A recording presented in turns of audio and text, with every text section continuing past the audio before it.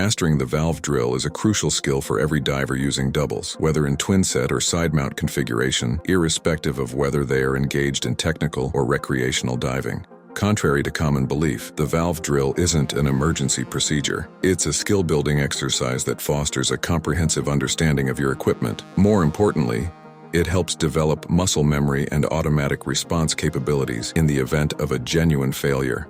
Various diving agencies teach the valve drill with subtle variations, but the specific technique isn't as important as ensuring you can efficiently and safely shut down a faulty valve to prevent gas loss while knowing which regulator to breathe from. While certain agency standards emphasize the importance, we do not support the idea of performing the valve drill within a specified time frame. While executing the exercise rapidly is commendable, it holds greater significance to comprehensively grasp each action rather than hastening through the process. Let's have an in-depth look at the procedure and discuss the process step by step. Prior to commencing the exercise, it is crucial to consistently verify the flow from your backup regulator.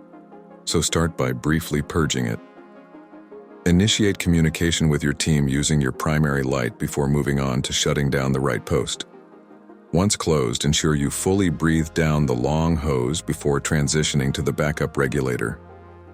After completing, secure your long hose to the right shoulder D-ring. Wait a few seconds, then reopen the valve on the right cylinder.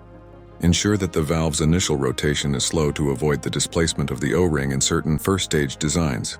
Confirm the flow of the system by purging the regulator and detach it for easy access later on. Moving on to manipulating the manifold, start by signaling your team to get their attention, then shut off the valve.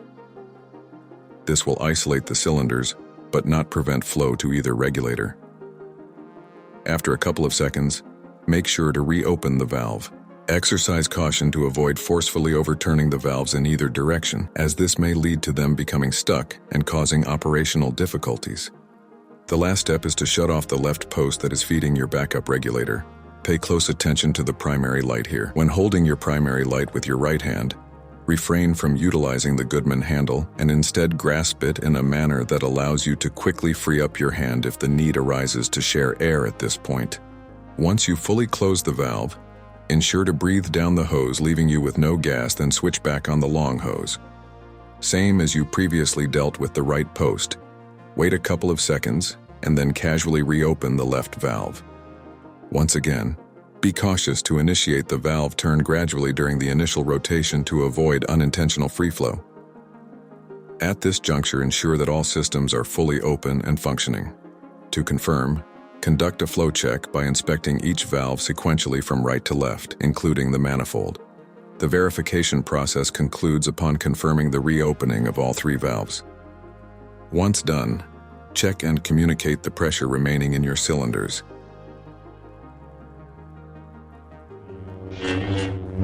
During the valve drill exercise, it's crucial to ensure that your teammate is positioned directly in front of you, ready to share gas at any moment.